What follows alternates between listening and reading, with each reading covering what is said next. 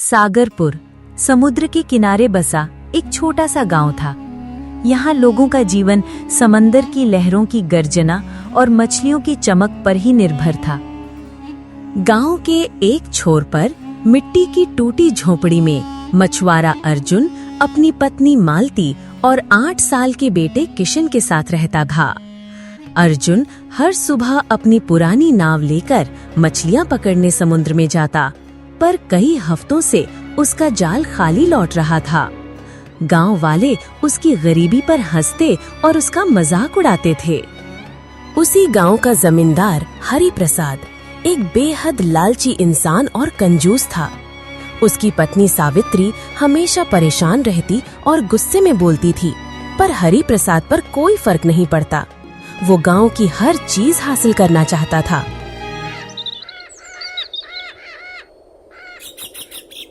अर्जुन, यह रोज का खाली जाल हमें कहाँ ले जाएगा? घर में आटा तक नहीं है और हम सब कब तक ये तकलीफें सहेंगे? मैं जानता हूँ मालती, मुझे भी इसी बात की चिंता रहती है। ये समंदर जैसे मुझसे मुंह मोड़ लिया हो।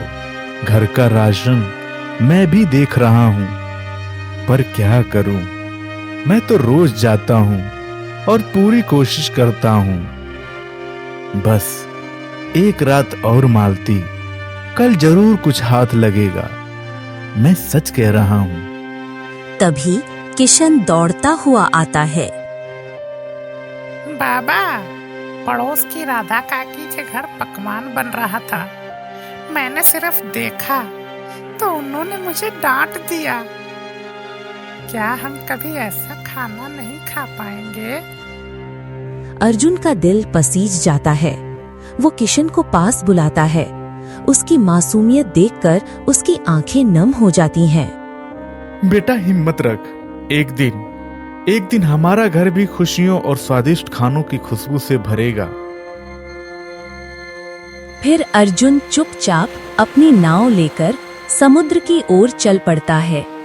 वो निराश से भरा पड़ा था। अर्जुन मछली पकड़ने के लिए समंदर के बीच में चला जाता है। वो घंटों जाल फेंकता है, पर सिवाय समुद्री घास और टूटी शंखों के कुछ नहीं मिलता। उसकी हथेलियां रस्सियों से छिल चुकी थी और मन थकान से भर गया था। हे समुंदर देव, मैंने किसी का क्या बिगाड़ा है?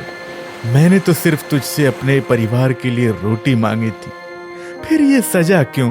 बाकी सबके जाल में मछलियां आती हैं, लेकिन मैंने क्या बिगाड़ा है? अब मुझे फिर खाली हाथ घर लौटना पड़ेगा। अर्जुन समुद्र के तट पर आ जाता है। तभी गांव का जमींदार हरि प्रसाद अपनी भारी भरकम चाल के साथ वहां आता है। उसकी आंखों में लालच और चेहरा व्यंग्य से भरा है। पास में एक अन्य मछुआरा खड़ा है जो हरि प्रसाद की बातों पर हंसने को तैयार है। क्या हुआ अर्जुन? शायद तुझे मछली पकड़ने की बजाय मेरे खेतों में मजदूरी करनी चाहिए। मेरे पास इतना धन है कि मैं सारा समंदर खरीद सकता हूँ, और तू तो एक मछली भी नहीं पकड़ सकता। हरि प्रसाद जी, अर्जुन की किस्मत ऐसी है कि मछलियां इसे देखकर समुद्र की गहराई में भाग जाती हैं। अर्जुन चुप रहा। उसका मन भारी हो गया। वो सोचने लगा, क्या मेरी मेहनत सचमुच बेकार है? इतना सोचते ही अर्जुन अपने घर की ओर चल पड़ा और हरि प्रसाद भी अपने रास्ते चला गया।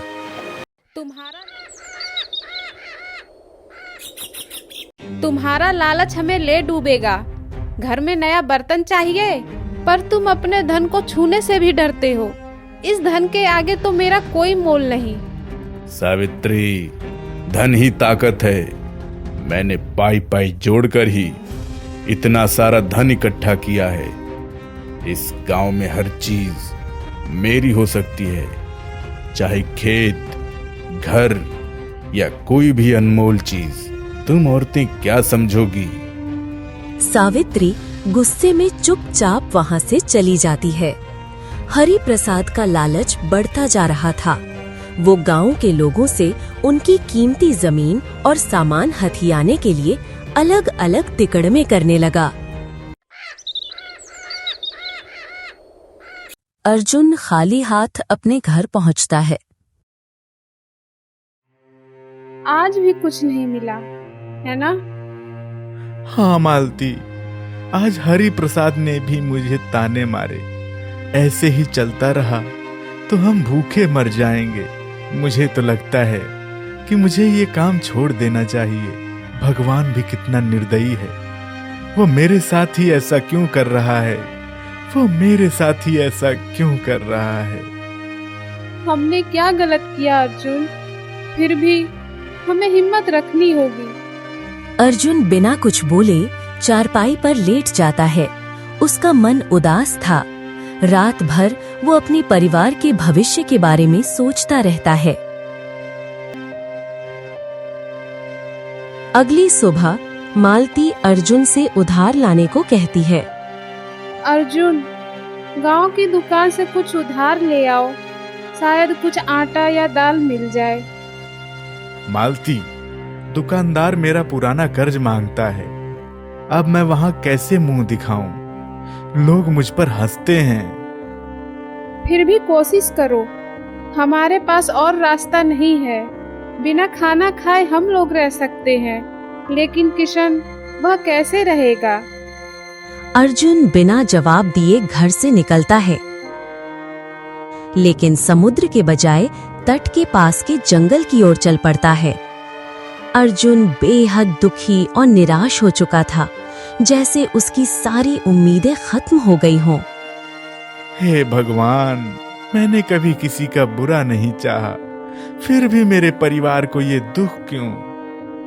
तभी उसे एक कमजोर आवाज सुनाई देती है। बचाओ, बचाओ, बचाओ। वो चौंक कर आवाज की दिशा में भागता है। वहाँ एक बूढ़ा साधु वृक्ष के नीचे गिरा हुआ था। उसका पैर खून से लथपथ था। बाबा, आप यहाँ कैसे?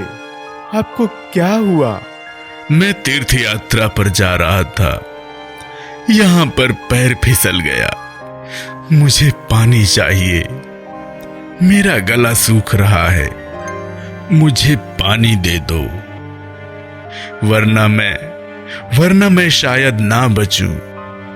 अर्जुन आसपास देखता है, पर पानी कहीं नहीं दिखता। वो साधु से पूछता है। बाबा, पानी कहाँ मिलेगा? यहाँ से थोड़ा आगे एक तालाब है। मेरे लिए वहां से पानी ला दो। साधु अपना छोटा सा मटका अर्जुन को थमाता है। अर्जुन उसे लेता है और तेजी से तालाब की ओर बढ़ता है। बाबा ने इधर ही तालाब बताया था। अर्जुन को अपने घर की चिंता थी, फिर भी वो बाबा की मदद करना चाहता था। उसने दूर एक तालाब देखा। तालाब पर पहुंचकर उसने पानी भरने के लिए मटका डुबोया। तभी तालाब से एक बहुत बड़ा राक्षस बाहर आया। उसका शरीर विशाल था, आंखें डरावनी लग रही थीं और उसकी आवाज किसी शेर की गर्जना जैसी थी। तूने मेरे तालाब का पानी क्यों छुआ? क्या तुझे पता नहीं है कि यहाँ से पानी लेना मना है? मुझे माफ कर दो, मुझे नहीं पता था। मैं एक साधु बाबा की जान बचाने के लिए पानी लेने आया हूँ। मैं इस जंगल का राक्षस हूँ। अगर पानी चाहिए तो मेरी पहेली हल कर।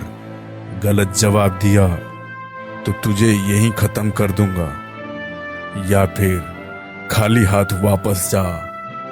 अर्जुन सोच में पड़ जाता है। एक तरफ साधु की जान, दूसरी तरफ उसकी अपनी जिंदगी। वो किशन और मालती को याद करता है और हिम्मत जुटाता है।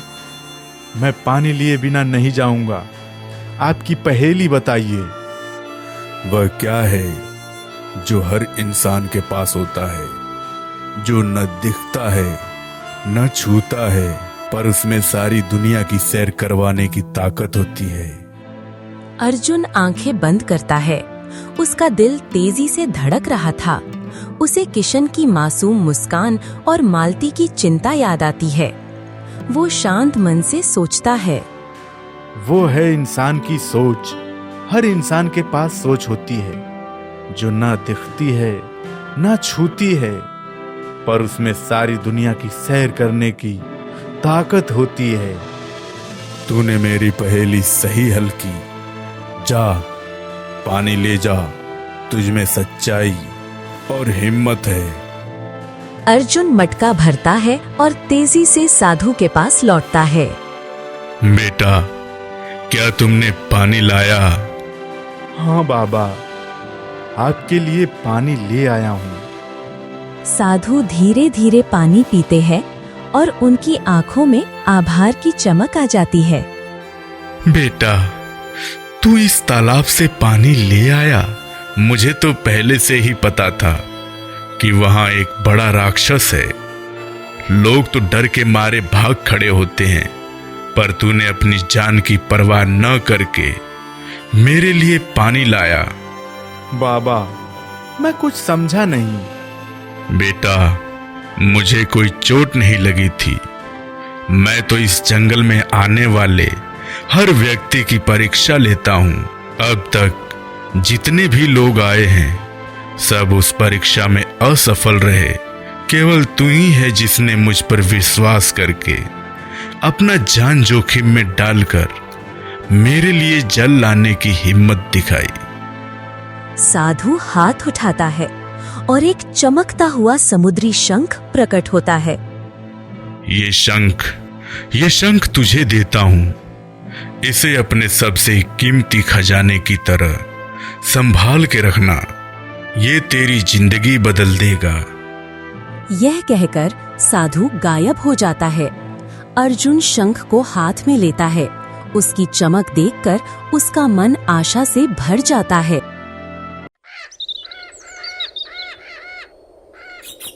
अर्जुन, ये क्या ले आए तुम? हमें तो रोटी बनाने के लिए अनाज चाहिए था और तुम ये शंख ले आए। मेरी तो समझ नहीं आ रहा। मालती, ये कोई साधारण शंख नहीं। मुझे यकीन है ये हमारे बुरे दिन खत्म कर देगा। मेहनत करने से हमारे बुरे दिन खत्म नहीं होते। ये शंख क्या करेगा? अरे भाग्यवान, ये कौन सा हमारे घर का खाना खाएगा?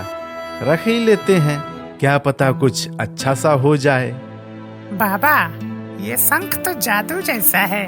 मैं इसे सबको दिखाऊंगा। हाँ बेटा, इसे संभाल कर रखना। अगले दिन हरि प्रसाद अपनी हवेली में बैठा था। सुबह की पहली धूप भी उसके मन का लालच कम नहीं कर पा रही थी। अभी तक वहीं बैठे हो? उठो भी, घर में इतने काम पड़े हैं और तुम्हें बस धन दौलत का ही ख्याल रहता है।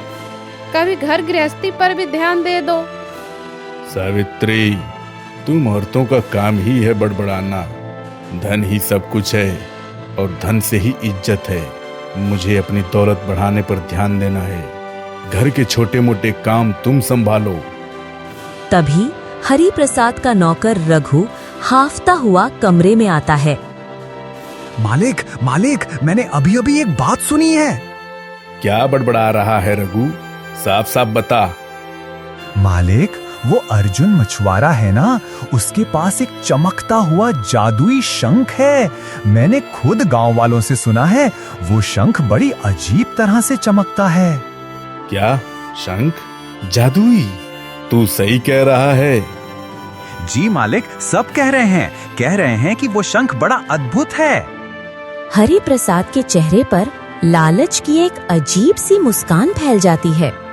उसे लगने लगता है कि ये शंख उसकी सारी इच्छाएं पूरी कर सकता है। वो तुरंत उठ खड़ा होता है। चल रघु, बिना देरी किए अर्जुन के घर चलते हैं। वह शंख अब मेरा होगा। अगले दिन हरि प्रसाद अर्जुन के घर आता है। वो शंख को हासिल करने की ठान चुका था।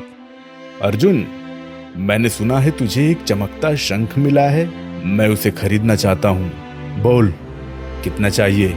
मेरे पास इतना धन है कि मैं सारा सागरपुर खरीद सकता हूँ।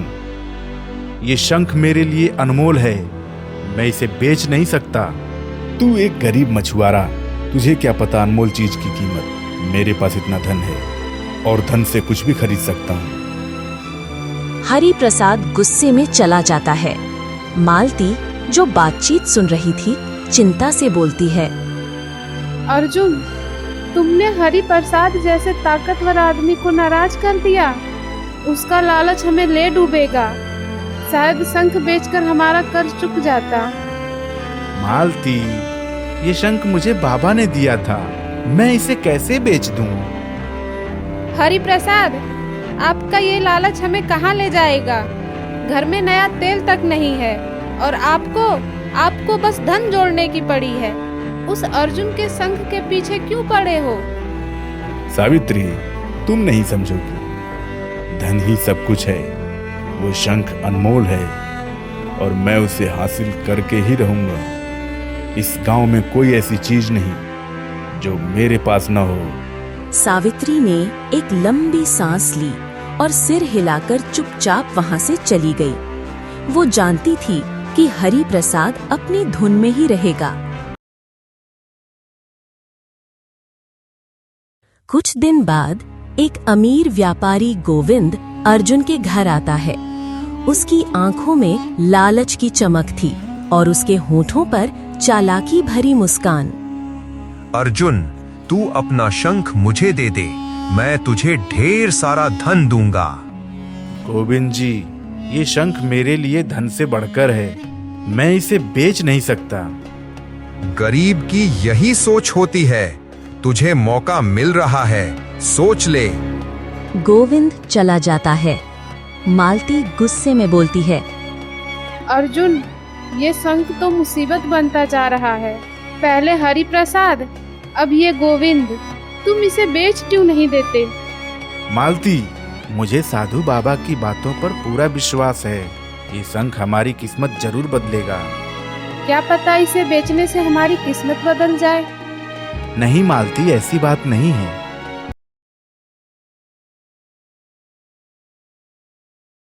एक दिन राजकुमारी सूर्या गंभीर रूप से बीमार थी। साधु महाराज जी को बुलाया जाता है। महाराज, राजकुमारी को केवल एक जादुई शंख की आवाज ही ठीक कर सकती है। जादुई शंख? लेकिन वह कैसे मिलेगा? जैसा कि मैं देख पा रहा हूँ, वह शंख एक गरीब मछुआरे के पास है, जो इसे दुखी मन से अपने मुंह से बजाएगा। जैसे ही उसकी आवाज राजकुमारी के कानों तक पहुंचेगी, फिर वह तुरंत स्वस्थ हो जाएंगी। राजा अपने सैनिकों और मंत्री के साथ सागरपुर पहुंचता है। वो अर्जुन के घर जाता है। अर्जुन, मैंने सुना है तुम्हारे पास एक चमकता शंख है, उसे मुझे दे दो, मैं तुम्हें सोने की थैलियां दूंगा। महाराज, मेरे पास कोई जादुई शंख नहीं है। महाराज, ये मछुआरा झूठ बोलता है।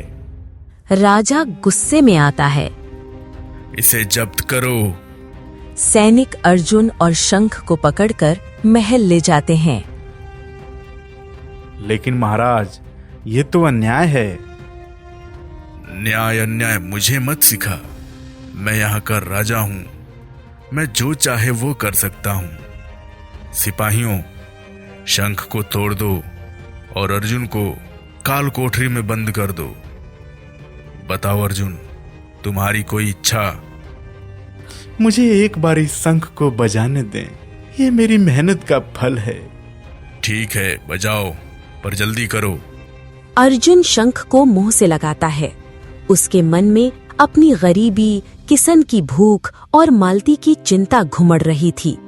इसी गहरे दुख के साथ उसने शंख बजाया। शंख से एक करुण और मधुर ध्वनि निकली, जो पूरे महल में गूंज उठी। राजकुमारी सूर्या ने वो आवाज सुनी। उसकी आंखें धीरे से खुली और कुछ ही पलों में उसकी कमजोरी दूर होने लगी। राजा की आंखें खुशी से भर जाती हैं। वो अर्जुन की ओर देखता है। अर्जुन, मैंने तुम्हारे साथ गलत किया। तुम्हारी सच्चाई और दुख भरी आवाज ने मेरी बेटी को जीवन दान दिया है। मैं तुम्हें धन और सम्मान प्रदान करना चाहता हूँ। तभी साधु वहां प्रकट होते हैं। उनकी आंखों में गहरा संतोष झलकता है। अर्जुन, मैंने तुमसे कहा था कि ये शंख तुम्हारी किस्मत बदलेगा। तुमने अपनी सच्चाई और मेहनत से इसे साबित कर दिया। राजा अर्जुन की ईमानदारी और बुद्धिमत्ता से इतने प्रभावित होते हैं कि उसे अपने राजमहल का मुख्य सलाहकार नियुक्त कर देते हैं और उसे ढेर सारा धन भी प्रदान करते हैं। बाबा, अब हम ढेर सारा खाना बनाएंगे। अर्जुन, तुम्हारा विश्वास सच हुआ। मालती, तुमसे कहा था मैं इसे किसी को नहीं बेचूंगा। देखो, आज उसी का नतीजा है। सच्चाई और मेहनत का फल हमेशा मीठा होता है।